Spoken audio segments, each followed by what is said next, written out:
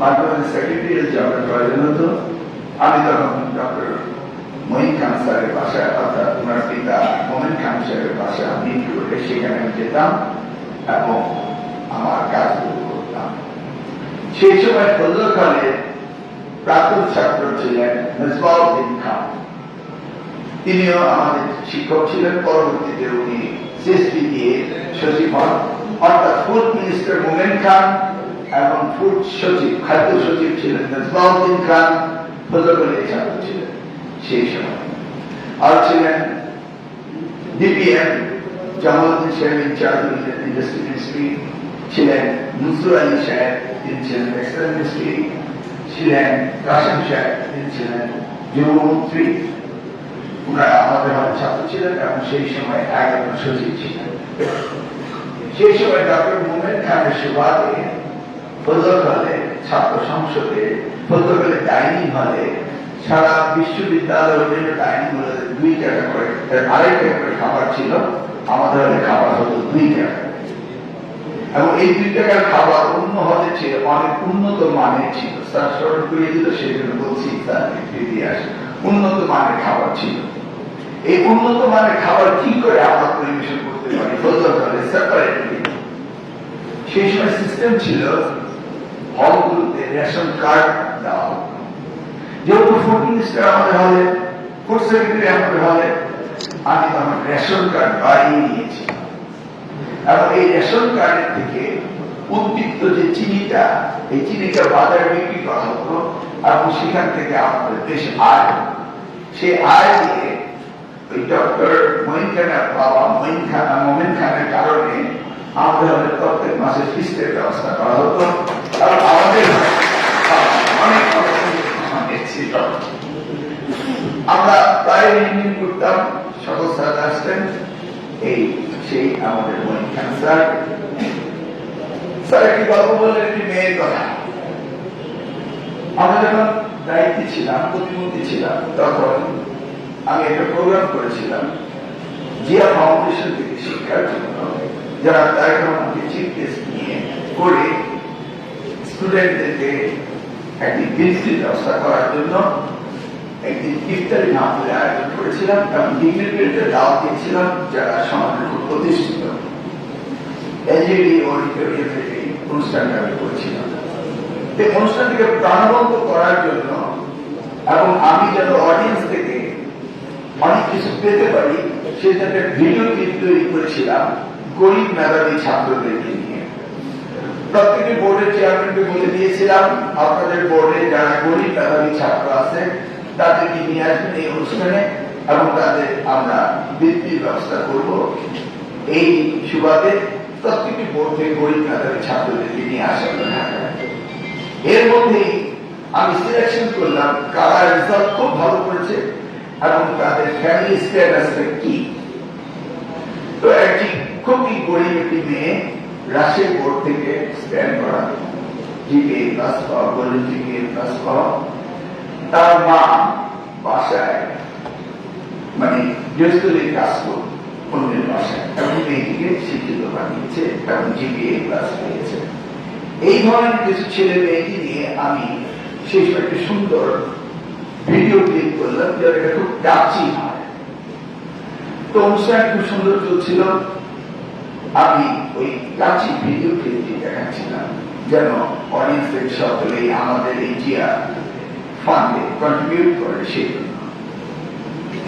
তো আমি যখন ভিডিও ক্লিপটি চলছে, ওই মেয়েটির পরিচয় আসছে এবং মেয়েটির সঙ্গে বলা হচ্ছে, আরে ভাই আমাকে বললো ভিডিওটি বন্ধ, তাই বন্ধ করে দিলাম।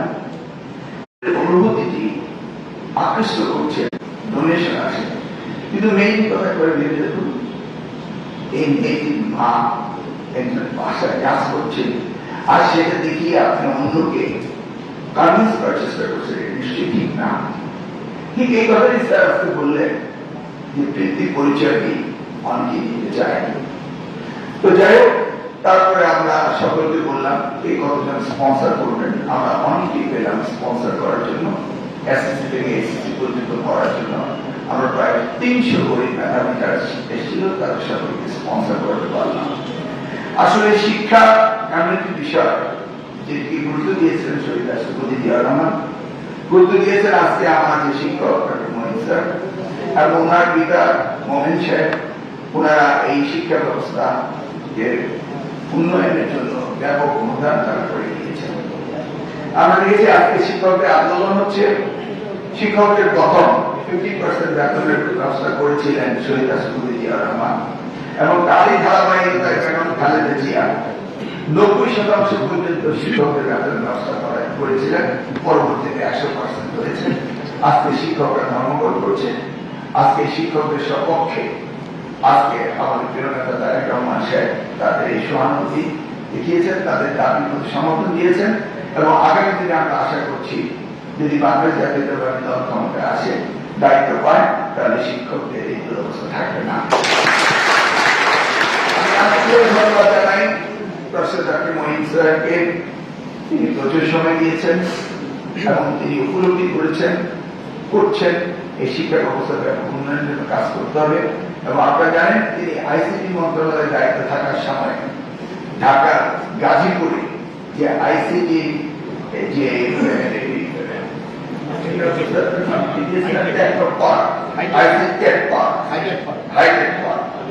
সেটা যে বিশাল জায়গা নিয়ে করেছেন, আপনারা অনেকেই জানেন, দেখতে পাবেন সে কিন্তু ডক্টর মহিন খান স্যারের অবদান।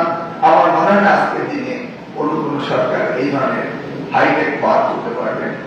আমি এবং আমাদের আজকের এখানে অতিথি হিসেবে এসেছেন শামসুল আলম লিটন, ওনাকে ধন্যবাদ জানাই। তিনি অতিথি মমতা ইউনিভার্সিটি চেয়ারম্যান। ওনার একটি ডিপার্টমেন্ট রয়েছে স্কিল ডেভেলপমেন্ট, সেই জায়গা থেকে আমি ওনার সাথে কাজ করছি এবং আমরা হাইটেক পার্টি গিয়েছিলাম এবং দেখে এসেছি আপনার যে পরিকল্পনা ছিল ভবিষ্যৎ প্রজন্মের বাংলাদেশের জন্য কি করতে চান, সেটা সেখানে গেলেই বুঝতে পারবেন স্যারের ভবিষ্যতের জন্য কি ধরনের ধারণা তিনি রেখেছেন। আমি আজকে ধন্যবাদ জানাই আমাদের জিয়াউদ্দিন হায়দার, আমরা তাকে আমি স্বপ্ন বলে জানি। তিনি শেরবাংলা মেডিকেল কলেজ থেকে এমবিবিএস করেছেন। পরবর্তী থেকে উনি নিউট্রিশনের উপরে মাস্টার্স করেছেন। পরে সুইডেন থেকে উনি আবার ইউনিয়ন ইউনিভার্সিটি পিএইচডি করেছেন। তিনি ওয়ার্ল্ড ব্যাংকে চাকরি করতেন। আপাতত তিনি আমাদের চেয়ারপারসন অ্যাডভাইজার হিসেবে কাজ করছেন এবং তিনিও এই এডুকেশন সেক্টর নিয়ে কাজ করছেন ভবিষ্যৎ পরিকল্পনা নিয়ে কিভাবে বাংলাদেশে আগামী 5 বছরে এই বেকারত্ব দূরীকরণ করা যায়। স্পেশালি এই আমাদের আজকে যে টপিকস, সেই টপিকসের উপরে আর্থসামাজিক উন্নয়নে কারিগরি শিক্ষার কি ভূমিকা থাকতে পারে, এটার উপরে তিনি ব্যবহার করছেন। এখানে রয়েছেন, ধন্যবাদ জানাই ডক্টর আলী সাহেবকে। গাজীপুরে যে আমাদের ইউনিভার্সিটি রয়েছে, টেকনোলজি ইউনিভার্সিটি, সেটার উনি প্রফেসর। এছাড়া তিনি বিআইআইটি ইনস্টিটিউট অফ ইসলামিক থটসের তিনি বাংলাদেশের চ্যাপ্টারের ডিরেক্টর। তিনিও শিক্ষায় কাজ করছেন। ওনার সাথেই আমার পিএইচডি করার সুযোগ হয়েছিল। ধন্যবাদ জানাই তিনি এসেছেন। আমি ধন্যবাদ জানাই তুমি কলেজের প্রিন্সিপাল অধ্যক্ষ সদুদ্দিন আহমেদ, তিনি এসেছেন এবং আগামী শিক্ষা ব্যবস্থার পরিবর্তনের জন্য তিনি কথা বলছেন। আমি ধন্যবাদ জানাই একেএম ইসলাম সাহেব, আমাদের ঢাকা কলেজের প্রিন্সিপাল, তিনি এসেছেন, তাকে ধন্যবাদ জানাই। ধন্যবাদ জানাই doctor Shamsul Nahar, Eden college থেকে এসেছেন। আজকে উনি অত্যন্ত ব্যস্ত ছিলেন। 7টি কলেজ থেকে একটি বিশ্ববিদ্যালয়ের পরিকল্পনা চলছে, সেই বিষয়ে আজকে ওনাদের মিটিং ছিল, সেখানে জানি আমরা ভাবতেও পারি না যে আর কতগুলি বিশ্ববিদ্যালয় ঢাকা শহর হতে হবে, সেটা ভাবতে পারছি না। দেখা যাক কি হয় বিশ্ববিদ্যালয়ের 7টি কলেজ নিয়ে। এখানে রয়েছে ডক্টর ফয়সাল খান, সে ঢাকা ইকোনমিক্স থেকে পাস করেছেন, পরবর্তীতে ইকোনমিক্স ইসলামিক ইউনিভার্সিটিতে পিএইচডি করেছেন। রয়েছেন আমাদের প্রিন্সিপাল সেলিম ভুইয়া, চলে গিয়েছেন। তারপর আমাদের জুলাউদ্দিন সাহেব, উনি এসছেন। আমাদের টেক্সাস ইউনিভার্সিটির ভিসি, উনি এসছেন। আমরা আর কাউকে তো বাদ দিই, সকলের নাম তো পেয়েছি আমরা নিশ্চয়ই।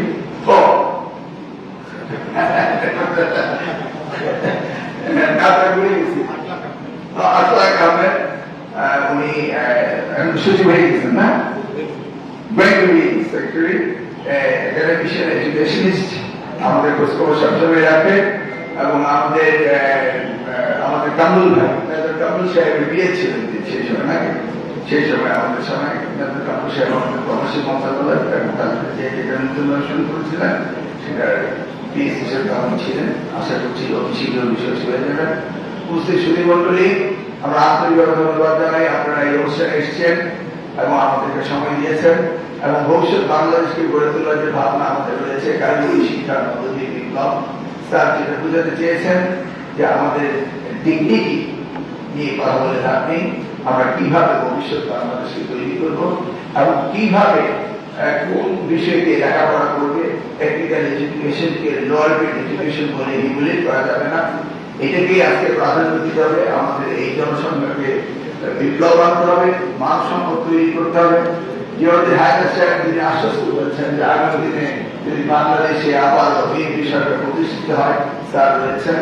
আমরা আশা করছি ইউনেস্কো কমিশন থেকে বলা হয়েছে জিডিপির 6% যেন বাজেটে অ্যালোকেট করা হয়। সেই ক্ষেত্রে জিয়াউদ্দিন হায়দার সাহেব আশা করছে ন্যূনতমভাবে 5% করা হবে। আমার বিশ্বাস সরকার হবে যে সরকার, শিক্ষা সরকার, যে শিক্ষাকে সবচেয়ে বেশি ভালোবেসেছেন বেগম খালেদা জিয়া, নারী শিক্ষা বিপ্লব এনেছেন, প্রাথমিক স্তর থেকে মাধ্যমিক স্তর হতে উচ্চতর শিক্ষার ব্যবস্থা করেছেন। এমনকি গতকালকে দেখলাম 100% মানসিক ক্যাডেট কলেজের রেজাল্ট ভালো করেছে। এই মানসিক ক্যাডেট কলেজ ওনার সময় ডক্টর মহিন খান যখন প্ল্যানিং মিনিস্টার ছিলেন, সেই 91 গভর্নমেন্ট, সেই সময় প্রাইভেট ইউনিভার্সিটি অ্যাক্ট হয়েছিল 1992 সালে। ওনাদের সেই সময়ে এই ন্যাশনাল ইউনিভার্সিটি অ্যাক্ট হয়েছিল। ওনাদের সেই সময় শিক্ষার পরিবর্তন এসেছিল, তার ধারাবাহিকতা 2001 থেকে 2006 পর্যন্ত চলেছিল। আমরা আশা করছি আগামী দিনে যেগুলো অধ্যক্ষ সাহেবরা বক্তৃতা রাখলেন, ওনাদেরকে বলে দেওয়া হতো জিপিএ বানিয়ে দেওয়ার জন্য নাকি, সেই দিনে আসবে না, সত্যির অর্থে লেখাপড়ার দিন ফিরে আসবে। আমি আবার আন্তরিক ধন্যবাদ জানিয়ে আজকে অনুষ্ঠান সমাপ্তি করছি।